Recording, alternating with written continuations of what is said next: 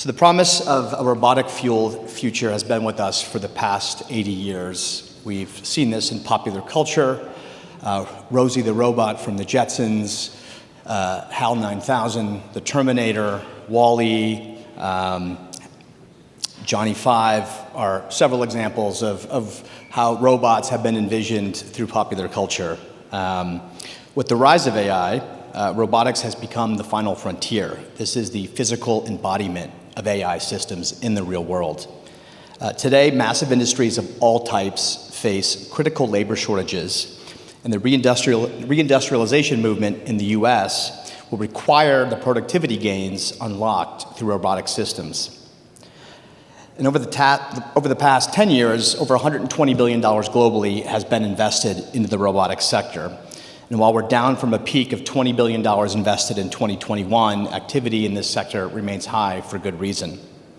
So I'm excited to have two of Max Robotics founders on this panel today. James Emmerich, co-founder and CEO of Cosmic Robotics, and Rajat Bagaria, co-founder and CEO of Chef Robotics.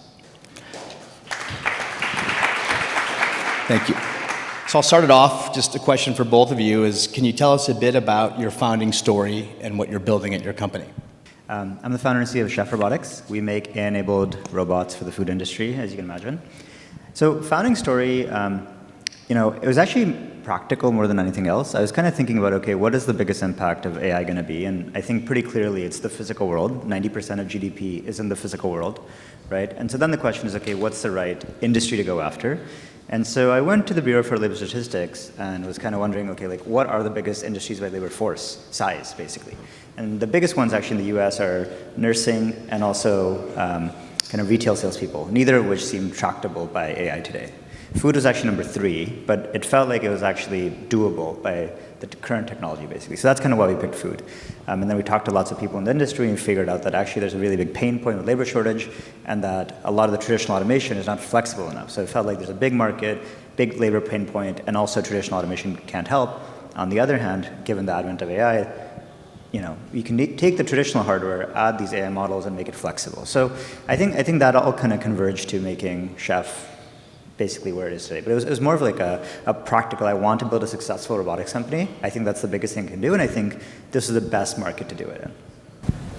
Cool. Yeah, so I'm James, co-founder and CEO of Cosmic Robotics. We build robotics for construction, initially for solar farm construction. And our founding story, going way back actually, my grandfather was a contractor and a building inspector in upstate New York. And so I spent a lot of time on construction sites and figured that that's what I would go do when I grew up, was in the family, go and build buildings and do construction. And as I spent a little bit more time on the projects, I realized that we were using the same tools that my grandfather started his career with 50 years before, when we had factory automation and new software tools, but in construction, the tools kind of had stayed the same.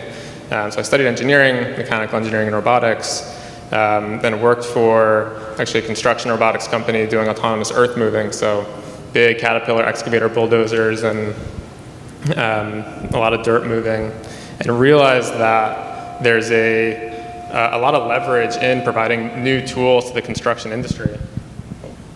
And with the rise of having, as Rajat said, we can have a little bit more flexible automation tools and get them out of the factory and out into the field, and realized solar was a great place to start to deploy some of these tools into the real world.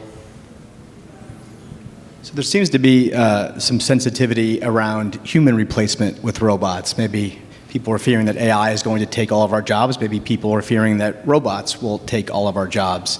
And I'm just curious how you guys walk that fine line between a human replacement and human augmentation. I think both of the key value props to the customers you serve is time savings, efficiency, higher accuracy. Some of that could be accomplished truly by replacing humans, but I think people go crazy if you start saying that. So how do you walk that fine line of, maybe replacing humans, but being an augmentation to humans? How do you message that? How do you think about it? How do you kind of deal with the public around that? James, if you want to go first. Yeah, sure. We see what we're fundamentally building as tools that are a force multiplier for crews in the field doing the hard work. And so to work with the craft labor out there and not actually replacing any labor. And specifically in construction, I think a lot of traditional industries, there just is not enough labor to go around. And so for context, the solar construction industry right now has a 200,000 person labor shortage. Contractors are actually turning down jobs because they just don't have the crews to actually go out in the Central Valley. I just got back last night from outside of Fresno. It was 100 degrees at 6 p.m. still, and you're lifting these 90-pound solar panels overhead a couple hundred times a day per person. And so it's this backbreaking, tiring work. And if we're going to build out our energy infrastructure, especially with the rise of all these AI data centers and just the demand growth is exploding, we'll need to add 1 million more workers to just the solar construction industry in the next 5 years.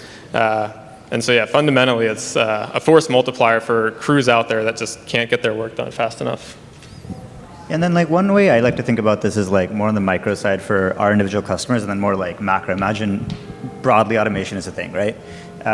For our customers, I think like I basically echo what James is saying. I mean, the food industry is one of the biggest labor shortages in the country. That's why I started the whole thing, right?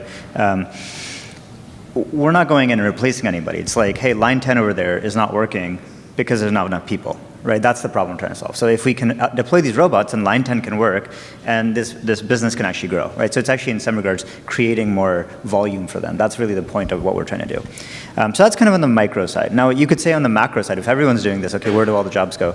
I mean, I think like history has a lot of stories to tell about this, right? Like the Jethro Tull or even the printing press are great examples of automation, right?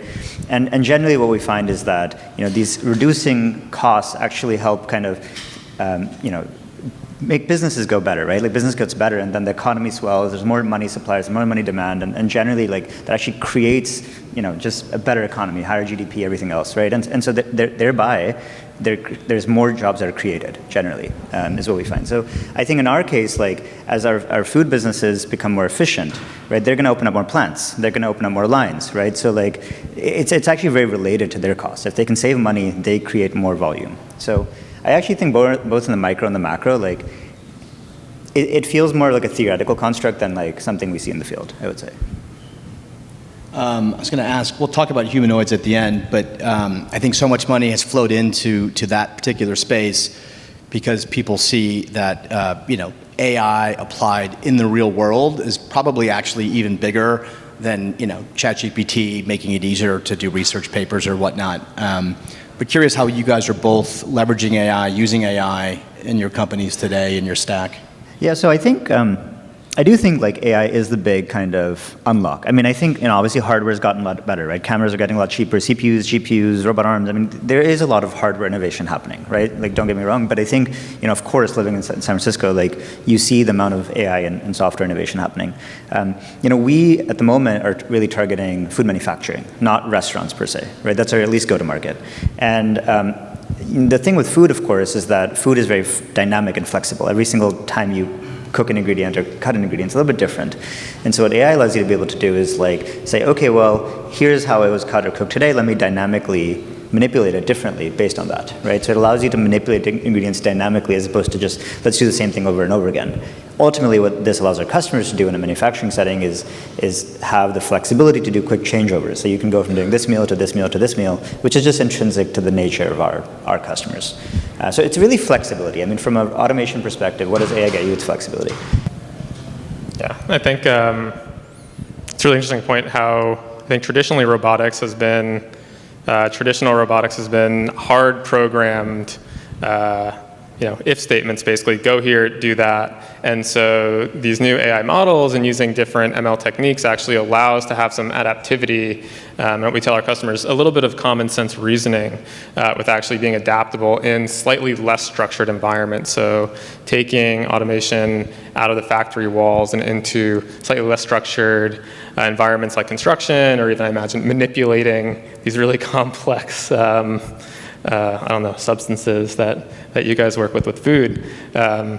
So yeah, I think it allows a lot more adaptivity in the tasks and broadens the aperture for what automation can do out in the real world.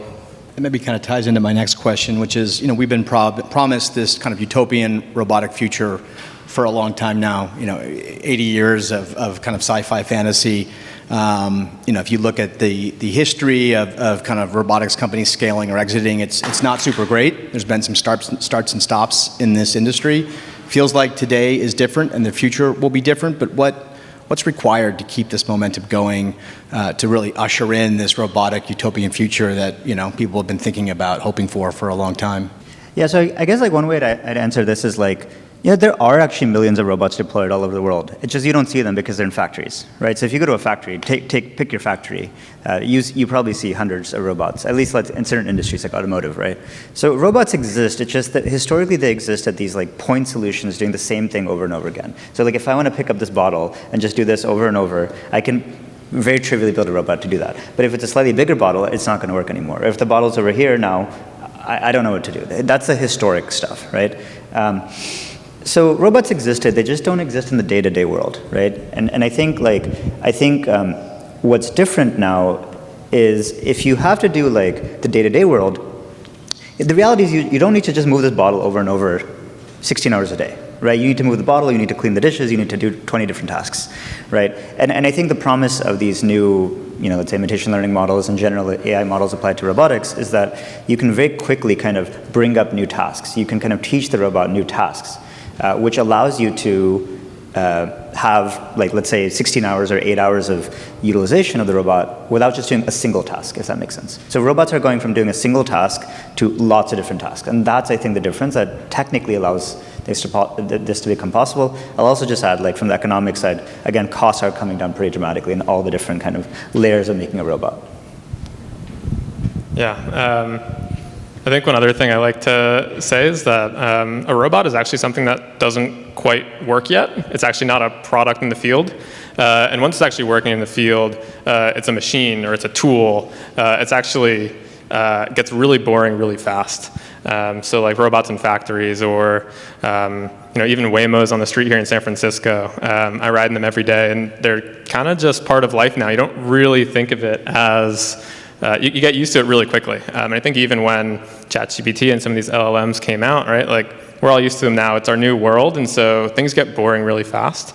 So I think we have had robots for a while, and it's that general purpose robotics and that adaptivity, not just doing a single task or two, but doing a wide range of tasks, I think, is where we're going. But I think from my point of view, fundamentally still as a robotics industry, we still need to build tools that do a specific job and then eventually can grow the aperture of the task that those tools do to get to something a little bit more general purpose. Yeah, I just echo that. Like, if you look at both of our companies, I think the reason we're seeing success is like we're not trying to do every single thing under the sun, right? Like, I'm in food, James is in solar farms. Like, it's a specific industry, and so you can build a solution that's flexible enough, but it's still within that domain, right? I think this vision of like the rosy, right, like is a great vision, and I think one day we will get there. But the thing is, again, like the physical world, you have physics, and so. And there's no training data set from the internet. Like ChatGPT and GPTs are really good, LLMs are generally really good because there's an entire open internet of training data that doesn't exist for robotics. So I do think this idea of like a general purpose system that can do literally everything under the sun, that's going to take some time. If you look at like the timeline from Waymos on the streets, or Waymos and Driver Grand Challenge to like on the streets of San Francisco, that took about 20 years. I'm not going to say it's going to take 20 years for general purpose robots, but it's going to take a lot longer than I think media and people are making out to be. But I do think like picking a vertical and being very successful in that vertical, that is a gigantic market and tractable. Like we can actually ship thousands of robots today.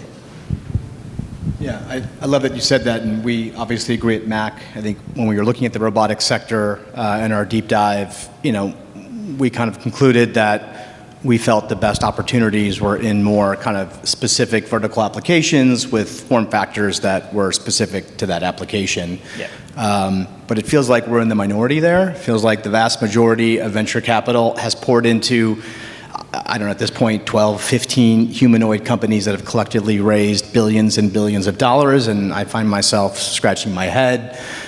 Just what am I missing here? Because I agree with what you say, but I guess what's your hypothesis on why so much VC capital has sort of aggregated into the humanoid space? are we here? Are we going to have robots that can do a welding, change a tire, and fold your laundry in the next 3 years? Or are we going to have a billion humanoids, as Elon says, in, I don't know, the next 5 or 10 years? Like, I don't see it, but smart people are putting money to work here. What's your take on the humanoid space? Yeah, I mean, I guess what I would just comment is like, I think it's just a time horizon question. Like, if you look at Elon's stuff, like, he's usually very far off. He doesn't meet his timelines, but he's usually generally right. So I think, like, the way I would think about this is like, it's a time horizon thing, right? Like, yes, I think 20 years down the line, or let's say 10 to 20 years arbitrarily, like, yes, I think we'll see a lot more humanoids. But today, to make an ROI work and to make this all like make sense from a software perspective, it's just not there yet, as much as you can market it up, right? So.